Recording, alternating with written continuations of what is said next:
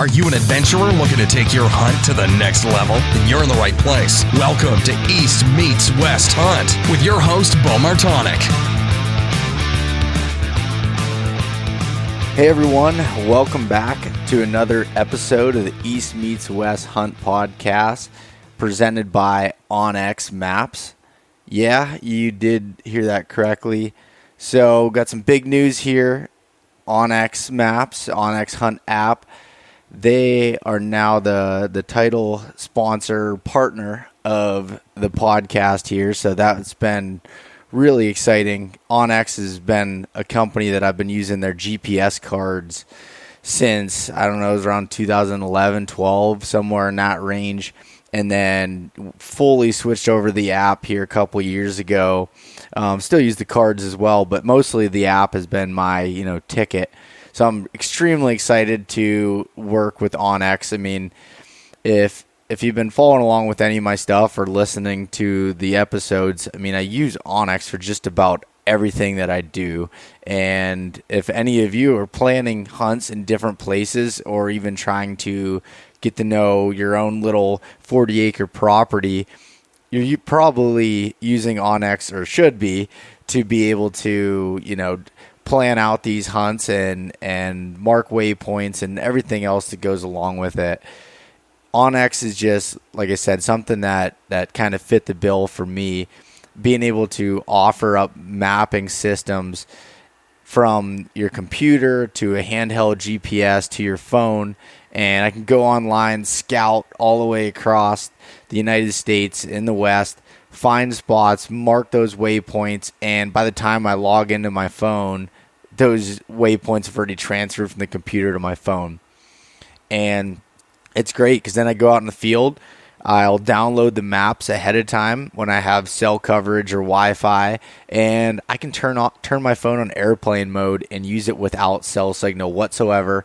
It'll still track me. GPS location services still work, and it's just helped out a lot. I'm able to carry a little battery pack in the field with me to charge my phone with needed. I mean, my phone's something that I have on me all the time anyways, so might as well double that as a GPS. So really excited to have OnX partner with it. So I would highly suggest, if you haven't already, go check out onxmaps.com and see what they have to offer. And so with that, what you're going to get out of that, or what you're going to hear, is I'm going to be going through every episode kind of a different way of how I'm using OnX and some different little tips and strategies and things like that to use with it. So be looking forward to that, as well as I'm about to release some new apparel. It's in the works. Just got the order going through now, and I'm going to be doing some giveaways with OnX with that for people that are some of the first ones to purchase this new apparel. So be on the lookout for an email on Instagram, Facebook, and on the podcast here when I announce that's going to be beginning. So definitely be ready for that. And also, the University of Elk Hunting, Corey Jacobson and Elk 101 have put together the most comprehensive course for elk hunting that's available out there anywhere, to be honest. I mean, whether you're an elite elk hunter or you're brand new to it, it has something for you to offer. And I did want to say, thanks to everyone who has got to check it out and has given me the feedback. Had a lot of people say how much they've liked the course and how thorough it is. I mean, if there's ever a question you had, I'm sure that course answers it. And if not, feel free to reach out to myself or Corey to be able to get that. So Corey's offering 20% off of the University of Elk Hunting by using the code EastMeetsWest at checkout, and that'll save you $20 on the annual membership there, with opportunities to win a ton of gear, get some discounts with partners of Elk 101 and from the Elk 101 store. So definitely check that out. Also, Maven Optics. So Maven has created the highest quality optics that are available at a price that's half of their competitors. And kind of how they're doing that is through their direct-to-consumer business model. So instead of going to these big box stores like Cabela's and Bass Pro and things like that, they're just selling directly to you online or at trade shows. And their reason for that, besides the big price break, is being able to interact with the customers directly. They're a small company. They stand behind their products, and they want to be able to do that, for the long haul. So check out Maven Optics at mavenbuilt.com. Use the code EastMeetsWest-gift at checkout to get yourself a free gift with any full price optics order. All right, so just to give a little update here, recently, or actually this past weekend, I went snake hunting with a few buddies of mine, some college friends and friends from home, and we went for an overnight snake hunting trip. So yes, hunting rattlesnakes in the Pennsylvania wilds region here. So got to go out, went out, left Saturday morning, went out, hunted all day, had an absolute epic trip. Like, the weather was perfect. With snakes, it's kind of temperamental as far as how the weather is depending on, what kind of success you're going to find. We had some hot, sunny days. The snakes were out on the rocks, or right around the rocks and the openings, collecting that sunlight from the cool night that we had before. So it was perfect. We ended up catching 18 snakes the first day. Only one legal one that we were able to keep. So what a legal snake is, it has to be 42 inches or longer and a male. So how you determine whether it's a male or female is you count their subcaudal scales. So from their vent, or basically their asshole, to the rattles, you have to count at least 21 or more subcaudal scales. That'll determine if it's a male or not. So we were finding females that were at length, but they were females, so we let them go unharmed. And then we did get one male. It was a 48-inch male. We kept it. Lee Ziegler, a buddy of mine, he caught it and was so pumped. Those guys had never been snake hunting before, so I took him out, and he caught that. We ended up killing the snake and eating it that night. So we cooked it up on the grill, cut it up, and we cooked it in a couple different ways. One, we seasoned it with a little bit of this seasoning called Beast Mode seasoning, or Feast Mode, seasonings, and this Tennessee whiskey flavor, so good. Covered that with it and then wrapped it with some pieces of bacon and did that. But also wanted to try it out without, having it wrapped in bacon, because obviously bacon makes everything taste good. So we only had a small pan, so we cut up some pieces and sauteed it in butter, added some seasoning to it, and that was also really good. With the snake, to kind of describe of what it tastes like, it's, everybody says everything tastes like chicken, and this is really no exception. But it's kind of like a rubbery chicken, but it has the consistency of a fish. There's a ton of bones in it, and you kind of gotta pick around the bones. We were just picking it up with our hands, biting off it, getting all of it, getting in between the joints, getting all the meat out, and it was so good. It sounds, I'm sure some people are cringing right now, but it was really good. And so we had that and shared that over a few bush lattes and had a good night at camp, set up, had a fire, everything going on. I slept in the James Baroud tent there at night.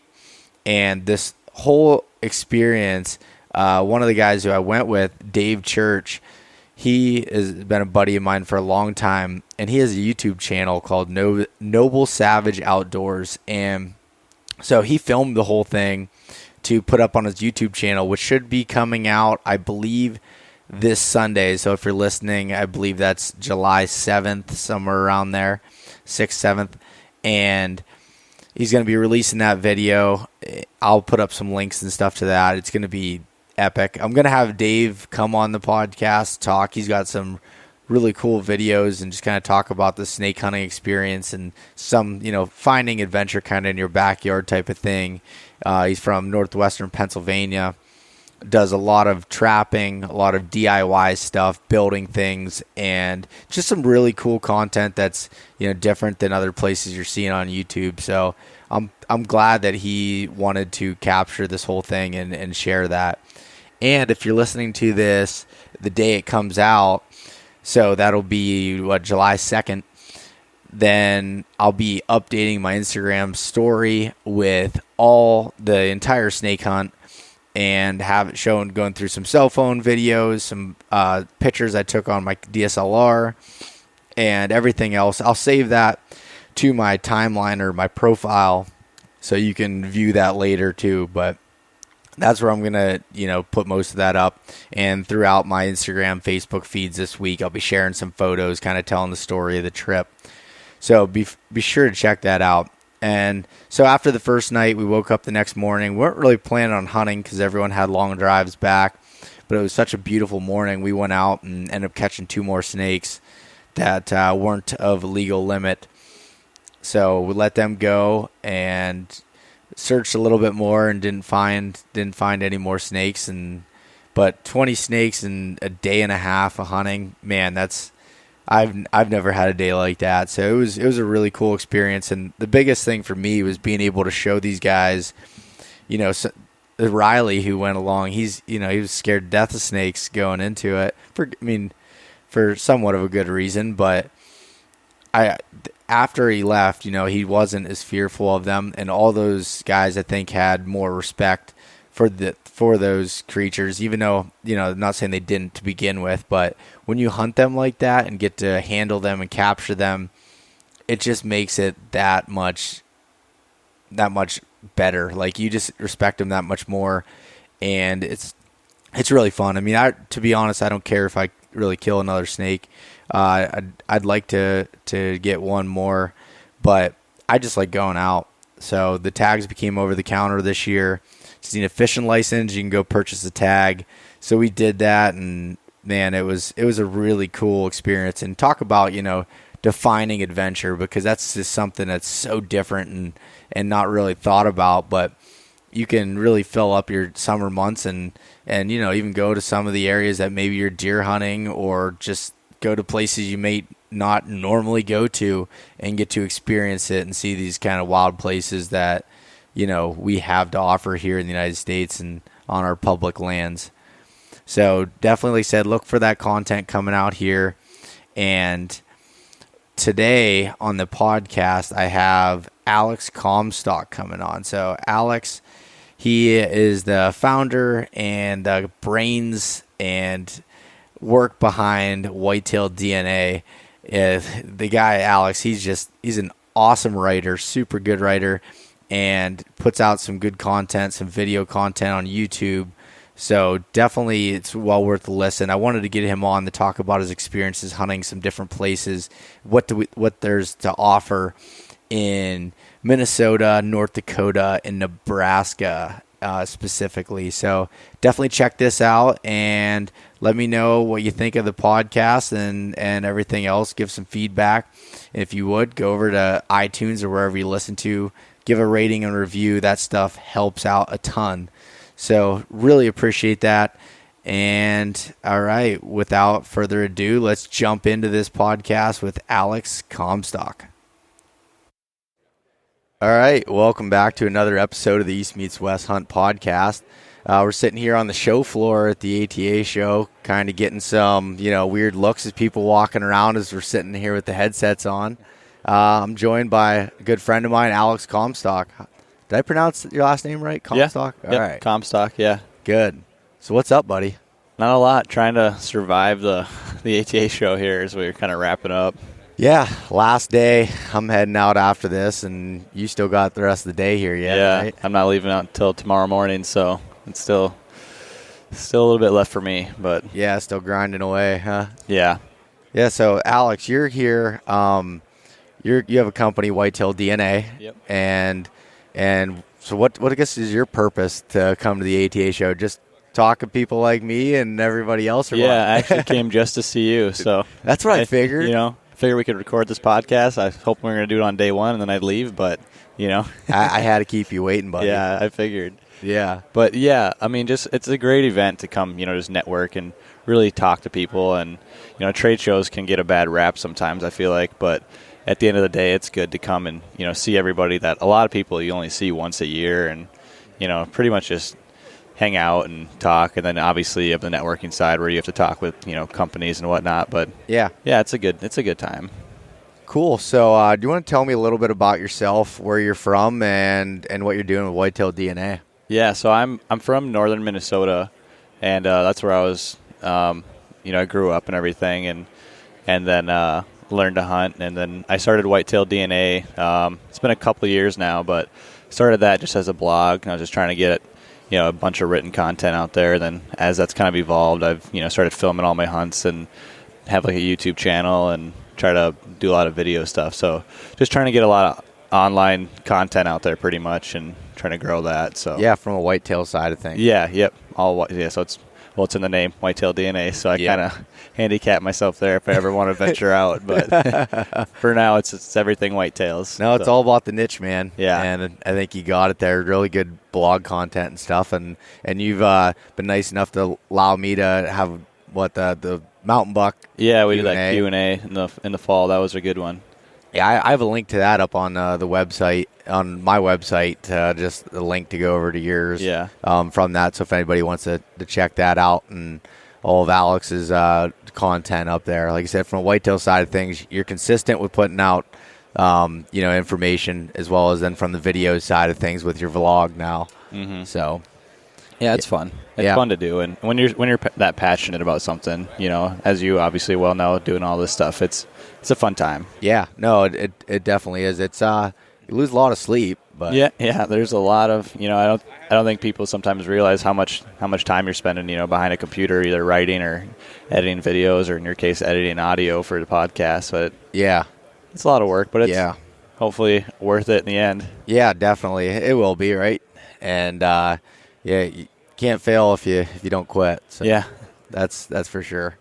But anyways, Alex, so one of the reasons why I wanted to have you on the podcast here and everything is you're hunting some different areas for whitetails than most are thinking of. I mean, Minnesota's has a name for big whitetails, and also you're hunting in North Dakota quite a bit.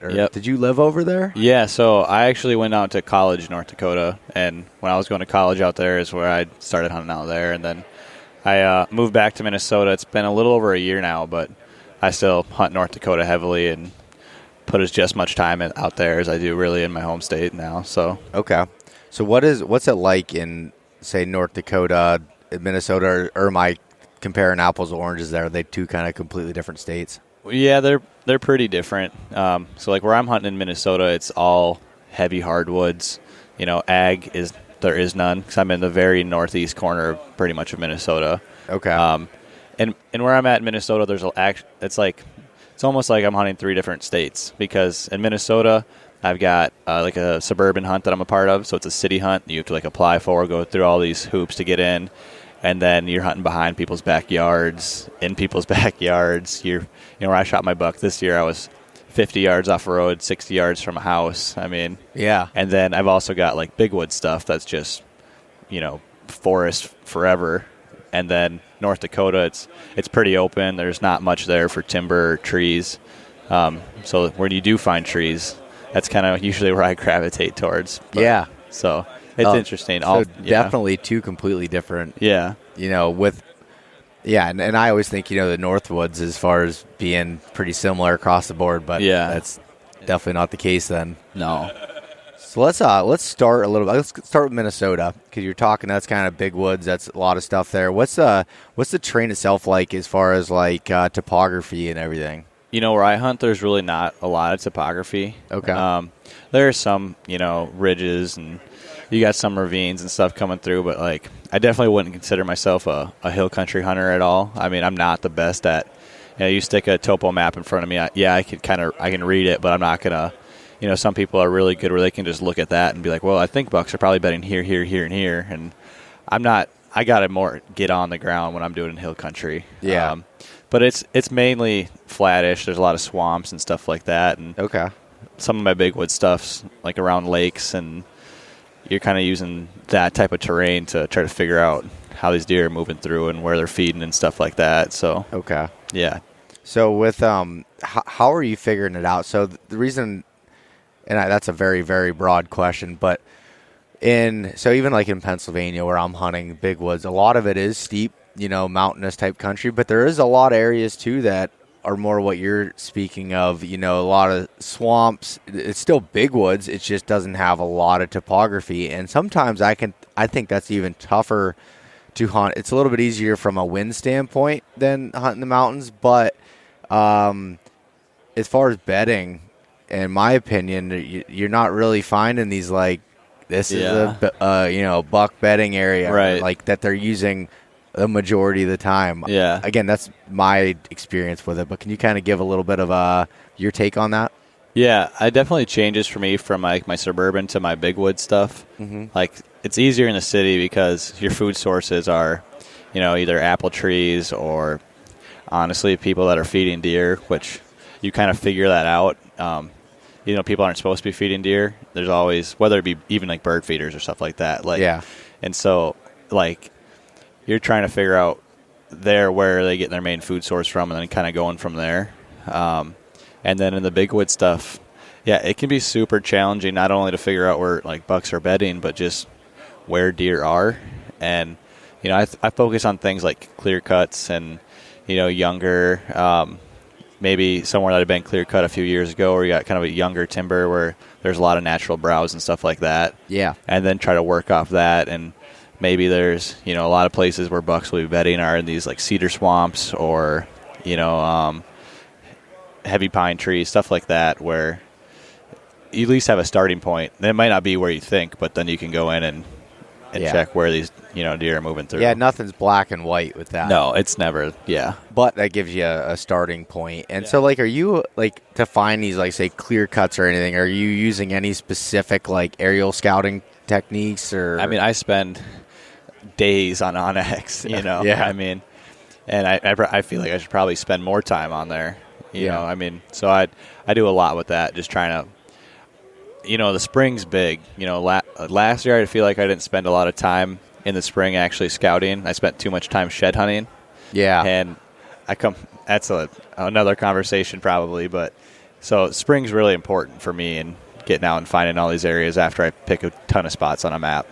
Actually, I want to dive into that because this is a thing that I struggle with on a yearly basis with the balance between shed hunting and then actually scouting. Right. So, like, I'll give you my perspective first here. So, like, when I go out in the spring, that's my favorite time to do it. And I spend a lot of time scouting, but I get caught up in wanting to find sheds a lot. Yep. That a lot of times the areas you're finding sheds aren't going to be the best places that you're going to be finding to put a tree stand up. Yeah. Or if I'm looking and I'm like, oh, there's a scrape, I might mark it, but I'm like, all right, well, how would I hunt this? You got to think of it from that side of things too, is like trying to pick trees and do all that stuff. That's where the spring is a really good time to do that. But if you're just solely shed hunting, then sometimes I think if you have a limited amount of time, then I don't know, I think you're kind of doing a little bit of harm for that. Yeah, it's definitely interesting because I feel like a lot of people try to wrap it all up in one.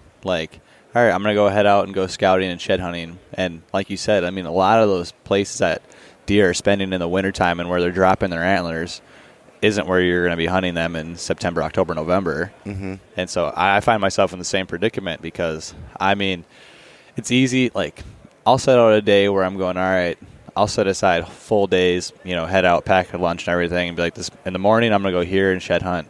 In the afternoon, I'm going to go to this property and scout.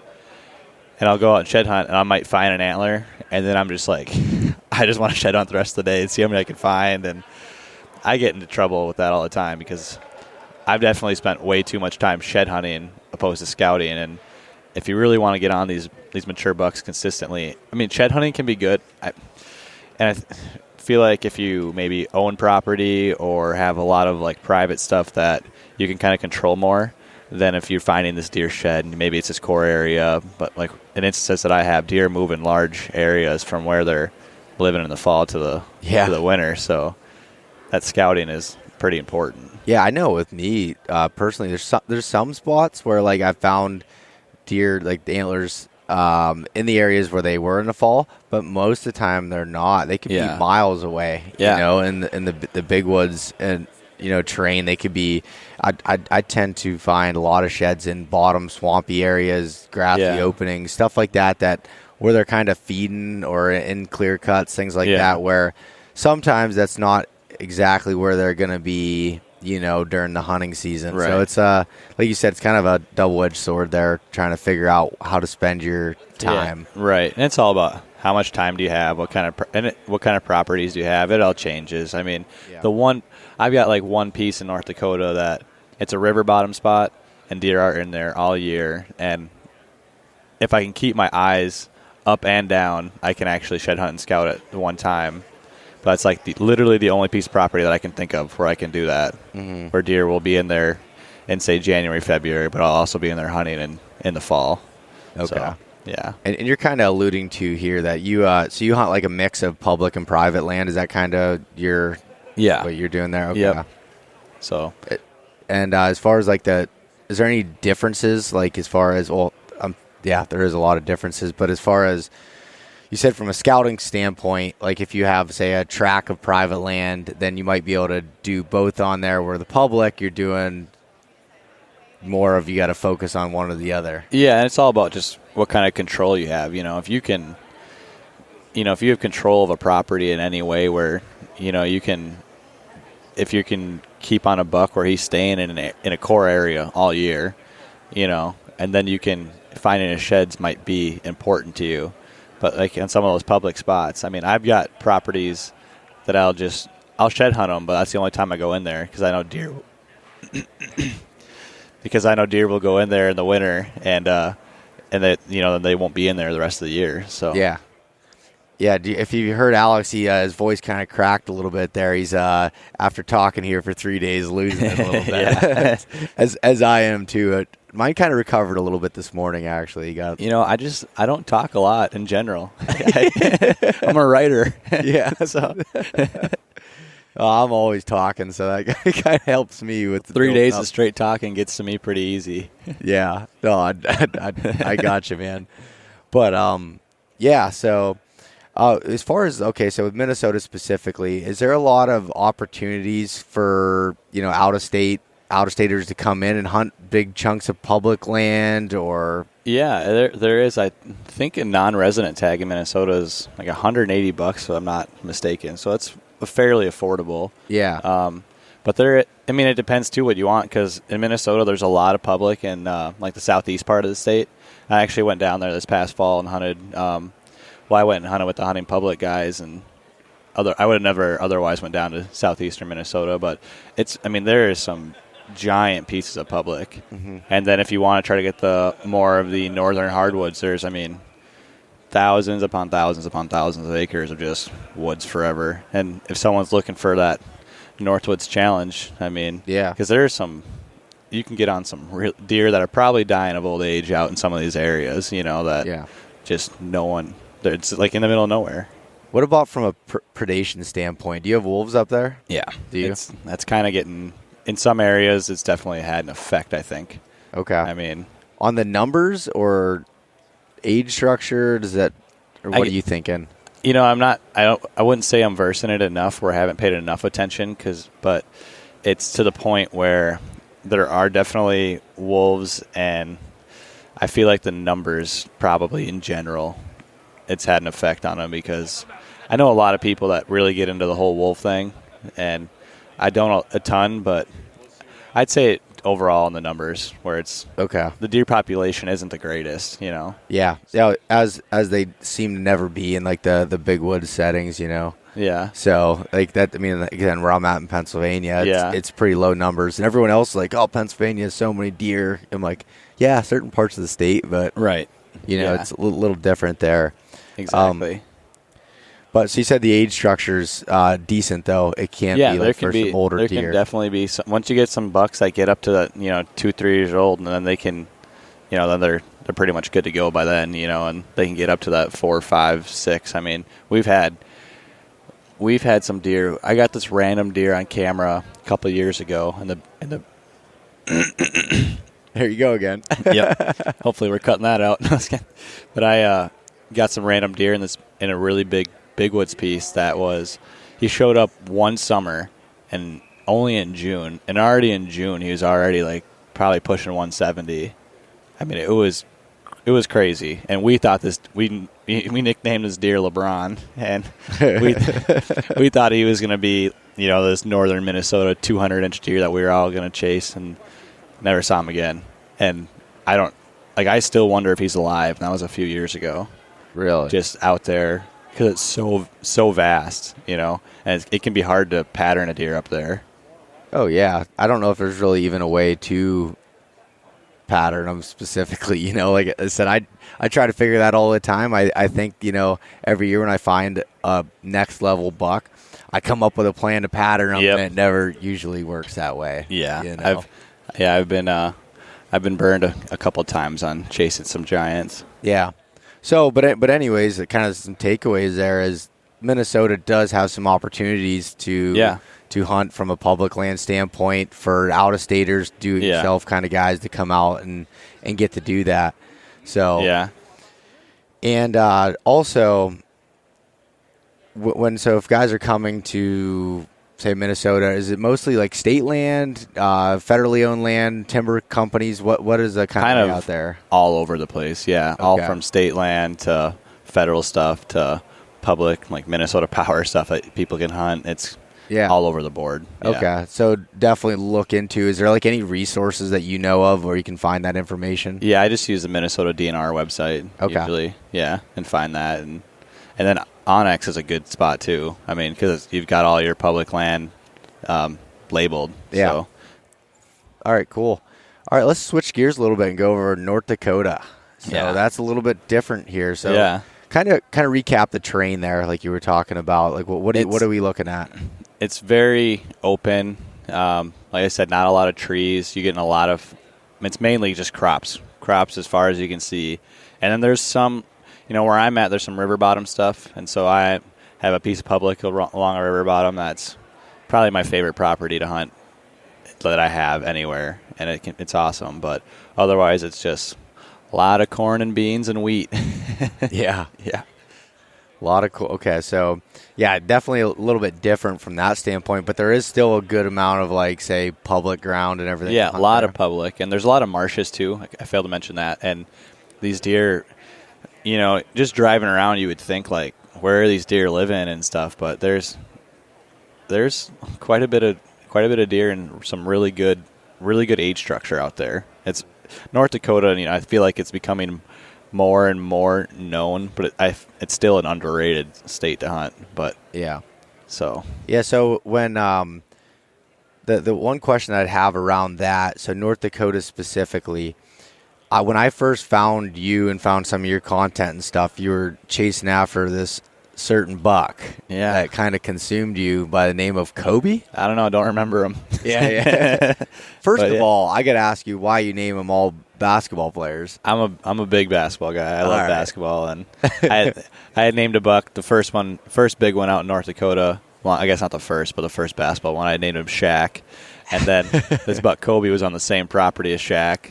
So he was running with him at the time. So I was like, all right, I'll just name him Kobe. And then I just go with it. I don't know. Keep the theme. Yeah, and that buck was a giant. Yeah, he was kind of big. He consumed me, to say the least. Yeah. Just completely drove you nuts. Yeah, he was such a, I don't know if we want to dive into it more or not, but that buck was so killable in the fact that he literally lived on the property that I could hunt from about July till the second, till whenever he started having to leave to chase more does, which usually came around the second week of November, and that's when he ultimately got killed by another hunter. But otherwise, he was there all the time, and I just couldn't get him in front of me. I had him in front of me one time the year before he really blew up at like 60 yards, and then that year again at like 5 steps, but it was before legal shooting time in the morning. And then the next year he blew up, and the year he was really big. I never never even had a counter with them, but I had thousands of trail camera pictures of them in daylight around my stands, and just when you couldn't hunt. Yeah, or if I was in a different stand, he was in front of the other one, or it's just it was painful. Yeah, so was he living in that kind of farm country land, or was that like a river bottom? He was in the river bottom stuff, so he was bedding in the river bottom, and he would come up to the crops and feed at night. And so I had him pegged as good as you could. I had pictures of him in the beans at night, in daylight down in the river bottom during the day, and just I don't know. I'd still question myself because, with a lot of those instances, when you're after a deer and you don't get them, you're like, well, if I would have done this or this, maybe I would have had a chance. And I'm not saying I did everything right, but I feel like I didn't do anything majorly wrong. He just outsmarted me. Yeah, it just didn't exactly work out. Yeah, exactly. I mean, and that happens when you chase these big deer and these mature deer. Yeah, no, that's truthful. And that buck, and one of the reasons why it caught my eye too, he looked like a buck that I chased called Hercules. And I mean, literally identical rack, everything looked like that. And Hercules disappeared from me this year. Really? And just never showed back up. Never heard of it. You would have heard of someone killing him. Like he was one of those deer. And I'd talked about it on here before, but just for your reference, I'd wounded him in 2015. And then he actually shrunk up a little smaller in 2016, lost a point and everything, got heavier. Then in 2017, just freaking blew up again into an absolute giant, but never even had an encounter of him, and then never had any daylight photos of him. And after that year, I never seen him again, never found his antlers. That's frustrating. He used to shed his antlers, too, in December. Really? Every year between rifle season and Christmas. And it was like a consistent thing? Yep. That's interesting. Yep. Yeah, he was it was an interesting deer. Huh. Like, I don't know what exactly the reason for it was. It would explain it the year that I wounded him. So what happened was I hit him like in the brisket. So it was just a muscle wound, but that's kind of what happened there.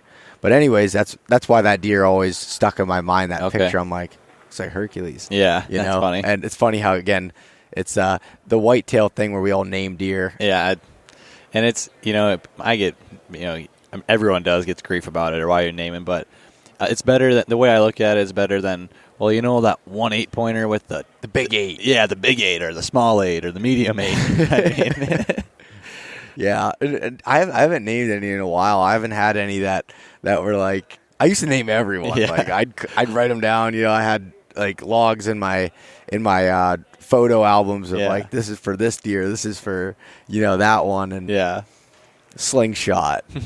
Hercules and bulldozer and all these deer. I had a whole bunch of names. Yeah. Like they had a look about them, and I had to call them that. So, but anyways, so with North Dakota, how is it as far as like non-resident cost? Do you know that off the top of your head? Yeah. So now that I'm not, when I was going to school there, they had a deal where you could pay the resident fee because you're a full-time college student there. Mm-hmm. So now I'm paying so my tags in North Dakota went from $50 to $280. Yeah. So it's $280 for a non-resident tag. Okay, so it's a little bit more. A little more spendy, yeah. Is that for one buck tag? Yep. And that's archery only. Rifle is a whole nother game out there because you have to apply for rifle tags even as a resident. Okay. So I couldn't tell anyone what a rifle tag or anything would be. So. And you've hunted quite a few different states. Is that like a place that you recommend from an out-of-state whitetail standpoint, or is it one that you really kind of have to want that experience for? Yeah, I would probably say it's awful. No one should go out to North Dakota. Yeah. No, it's my favorite state to hunt. Yeah, by far. It's cool because it's so different than anything else. I mean, I hunt in Minnesota, Wisconsin, Nebraska, and North Dakota is really just unlike anything else that I've ever hunted, and it's a lot of fun because you have potential to see a lot of deer in areas, especially, and with North Dakota, it's like the early season. It opens this coming year. It'll be August 30th is opening day. Last year's August 31st, so it opens early, and you can have those really cool early season hunts, and it goes all the way through till end of the first week of January, and out there late season can be crazy too. Yeah. So you can experience a lot of different things, Interesting. Okay. That's what I was wondering. I didn't know if you were going to give any of that information out. Yeah. You know, that's your secret honey hole. But I figured if I didn't tell you ahead of time that I was going to ask you that, then I could catch you. Yeah, then you could pry it out of me. No, that's cool. And you had hunted a bunch of different areas and stuff in the past as well. So with specifically Minnesota, North Dakota, is there anything from a takeaway standpoint that if someone was looking to hunt out of state in either of these two places, anything that they should know, like one big thing?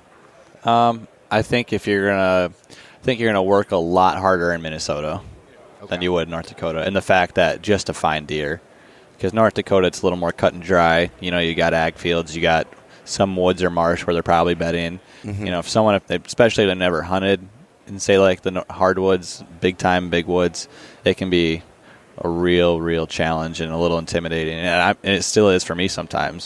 So that would be my big takeaway. Okay, cool. So going back to your 2018 season, you had a pretty banner year. Yeah, it was pretty good. Yeah, just give kind of a quick recap of going through from the beginning to end how your season went there. Yeah, so I started out in North Dakota. I went out there for the first 5 days of season and actually wasn't expecting a ton. This summer, you know, I run cameras pretty heavily out there, and over the summer, it was definitely my worst year as far as just number of bucks and mature bucks. And, you know, maybe it's my own fault, but I had one of my really good properties, people started stealing stuff and messing with my crap, and I've never had to deal with that out there. And so that was kind of happening, and then went out there early season.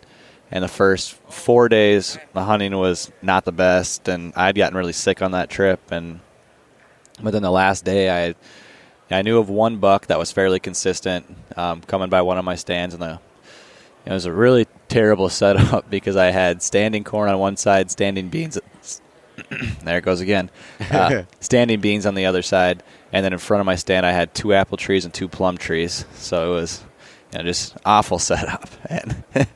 And no, it was pretty sweet. But this buck was coming through from the standing corn he was coming through the beans. I think the beans was like the appetizer for him. Yeah. And he was coming into the plum trees. And so I was getting a lot of pictures of him, and I decided if he was still in velvet, I was going to shoot him on my last day. And he read the script perfectly. He came right in under me, and he was still in full velvet, and I was able to shoot him. Yeah, no, that was an awesome buck and a pretty decent way to start off your season. Yeah, I was with that terrible setup. I know, that terrible setup. If you ever find anything like that, don't hunt it. Yeah. No, but the trails coming through that, because where the apple trees and the plum trees were in this little like grass strip, and so literally the trails coming from the standing corn through there into the beans was just it was really like cow pass coming through there. And I mean, I had hunted that spot in years before, like that same stand, but had never had that setup. I mean, I don't know if the apple trees and the plum trees just weren't, growing anything or what the deal was. Yeah. And just the way the crop rotations fell into place, it was pretty nice. And then from there, I was hunting in Minnesota around my house, and in that city hunt that I was talking about, you have to shoot a doe before you can shoot a buck. So it's like an earn-a-buck hunt. Yeah. And so I was really stressing out because I had these 3 bucks on the small private property I have permission on that were fairly, I wouldn't say consistent in daylight, but they were moving around shooting hours enough where I knew if a cold front came through, I'd probably have a chance at one of them. And so I was really stressing out trying to shoot a doe. And I missed a doe opening day, which was a bummer. And then, of course, the second week of season, the biggest buck that I was after had showed up in daylight 2 days in a row on my camera. And I couldn't go. I literally couldn't hunt him because I didn't have my doe yet. And so then, first week of October, I shot my doe, and then, which was just like kind of a, those earn-a-buck hunts, especially when you're after like a mature deer, getting that doe is kind of like a weight off your shoulders. So I got the doe, and then the next week, the next time I hunted, actually, a nice cold front had come through, and I went into that small private spot, and then was able to shoot one of those bucks that I had been getting on camera all summer, and he read the script perfect. I mean, I feel like this year was so lucky because how many times can you say they read the script perfectly? But yeah, literally both the bucks that this year I shot did, and he came right in on the trail that I I kind of figured they would be coming through, and came in and gave me a 20-yard shot. And oh man, yeah, nice. And that was the real big one. Yeah, that was the big one this year. Yeah, that deer was pretty amazing. Pretty amazing. So that was like kind of like a suburban type hunt. Yep. Okay. Yeah. Gotcha. Yep. So that was. I mean, from that stand, I went back and hunted it later in the year to try to shoot another doe when all the leaves had fallen. And from the stand, I have a clear view of my truck where I'm parked. I got a clear view of the house that I'm hunting behind. But when I shot him, all the leaves were up, so you couldn't see that far. But I'm just in a small pocket of woods. Hey, it got to go where the deer are, right? Yeah, and they were coming through there pretty heavily. So yeah. So all right, so that now you had 2 bucks down, and what was the date that you did that on? October 11th. Wow. Yeah, early on too. Yeah, that was. I had my success early this year. Yeah, and then where'd you go from there now that you had your buck tags filled? Yeah, so from there, I didn't really hunt the rest of the month of October because just with work and I didn't have any vacation time, I couldn't go anywhere. So I used all my vacation to go to Nebraska for a week, the first week in November. And my cousin lives down there, and he's got permission on some small properties, nothing crazy. So I went and spent a week down there and had a couple close calls. I had one buck at full draw. He was coming through, just cruising, and just nose to the ground. And he had midday. We had actually gotten down and checked cameras, and I had sat on the ground and checked the camera. He came through and got to where I was sitting on the ground, and he literally, as his head just kind of popped up, and was just looking right at us and just wheeled and was out of there. And I needed him to take probably 1 or 2 more steps. I was at full draw already. Oh, and that was really my closest call while I was there. So gotcha. I wasn't able to fill that tag. But still, it was pretty yeah. awesome season and everything from that standpoint. Yeah, it's been fun. Was it kind of bittersweet filling those other tags early in the year like that? It was. And, when you talk to someone about it and they're like, oh, yeah, way to complain. But, I mean, I'm not complaining by any means. And so, I actually hunted the least amount of days this year that I've ever hunted in a bow season since I started bow hunting. And it's just weird that, because you tag out so early in not only just North Dakota, and then in Minnesota, and then, I ended up getting a Wisconsin tag later in the year. And I work in Wisconsin. I live only 15 minutes from it. And so that's what I'm going to do next year is get a Wisconsin tag right off the bat. That way this year I would have started hunting that and try to come up, I'm starting there from scratch and trying to get permission on places and find some public. So, but yeah. Cool. With, all right, so 2018 season's over, or 2019 here. Do you have any specific hunts you're looking at here in 2019? Nothing really different. I'm going to do the North Dakota, Minnesota, Wisconsin, and then I'm not positive yet if I'm going to do Nebraska. I might try to do a different state, and I'm thinking about trying to do maybe a different state early this year so I can hunt North Dakota during the rut. Okay. Because that river bottom spot during the rut can be just lights out, and I kind of miss not being in that timber this year during November. So, as far as that North Dakota spot during the rut, if you can't hunt it, no big deal. Give me the coordinates. I'll head out there. Okay. I'll watch it for you. Okay, sweet. Make sure no one else is hunting it. Making sure none of the big deer get by. Those type of things. Yeah, that'd be great. Yeah. Yeah. Literally, I'll do whatever you need for you, buddy. I'm sure we can set that up. Well, cool. That sounds like it's a pretty exciting, year coming up. Yeah. And so from what is it about like these going to different states? Is it just you like hunting whitetails and that gives you more opportunities, or is it you like seeing different country, different things? Like what makes you tick from that standpoint? I would say first and foremost, just more opportunity. I love hunting whitetails and want to do it as much as I can and in many places I can. But then additionally, being able to hunt these different terrains and see, you learn so much. When you just hunt one place all the time, you kind of are in this little vortex of what you know and what you experience. And being able to get out and, it might be completely different from North Dakota to, we'll say, Nebraska, but you might learn something that you could take with you to Nebraska and apply it in a different way and stuff like that. So, yeah, I really like that. Cool. And I know that's the way for me too, is the opportunity's, big, but when you get to go to new places, you learn things. Each area is so different. Right. And when you get to learn these things, you can apply them. Maybe one thing you learned in Nebraska might be an off-the-wall tactic in North Dakota, but it's something to keep in the back of your mind, and you might be able to use it. And just things like that just broaden your whole whitetail horizon. And then from like just a woodsmanship side of things, you just learn so much from hunting new areas. Totally agree. Yeah. So, all right, what about with Whitetail DNA? Anything new you have planned for this year there? Nothing crazy. I know I'm going to do a lot more collaboration stuff this year, so I'll be hunting with some other guys and trying to, I feel like that's a cool thing that people like to see. And you get to see how other people are working and how they're hunting and everything like that. But other than that, it's just, a lot more video content is going to be coming. I tried to really up that in 2018. I want to take it up another notch in 2019 because, I think people really like video. Not that they don't like to read, but, I started out trying to do a blog post a day. And when you're doing that, you don't really have any time for videos. So I'm really trying to create a little more educational stuff too. Trying to show the whys and the hows and not just here's what I'm doing type of thing. Yeah. Okay, cool. No, and the video stuff's awesome. I mean, like you said, when you're doing it and people learn a lot from it because they can watch it on their lunch break. They can watch it while they're waiting for something, Right. And I learned that a lot too. I love writing, and I think you can gain a lot from it.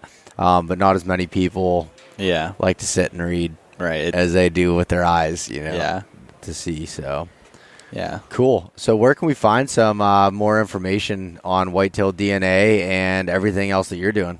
Yeah, I mean, everything's at whitetaildna.com. So you go there, and then you can head over. From there, there's links to the YouTube, or you can just go into YouTube, search Whitetail DNA, and you'll find everything there.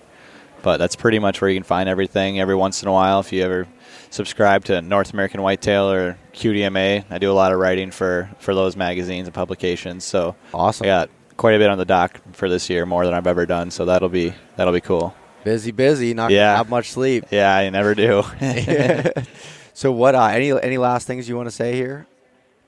Not much other than, everyone, thanks for tuning in, and everyone that goes and checks me out, I really appreciate that because at the end of the day, our people that follow us and, take in our content are what allows us to do what we do. So yeah, no, definitely. I agree. And just the last thing I want to say is everyone, if you're looking for like a destination hunt, skip Pennsylvania, head to North Dakota, Minnesota, join Alex. He loves company. No, I've actually heard, Pennsylvania's, right up there with Iowa. So yeah, no, Pennsylvania is basically mini Iowa. So yeah, from an opportunity standpoint, yeah, right. I'll be getting hate mail and people go, I haven't seen a deer in 6 days. Yeah. No.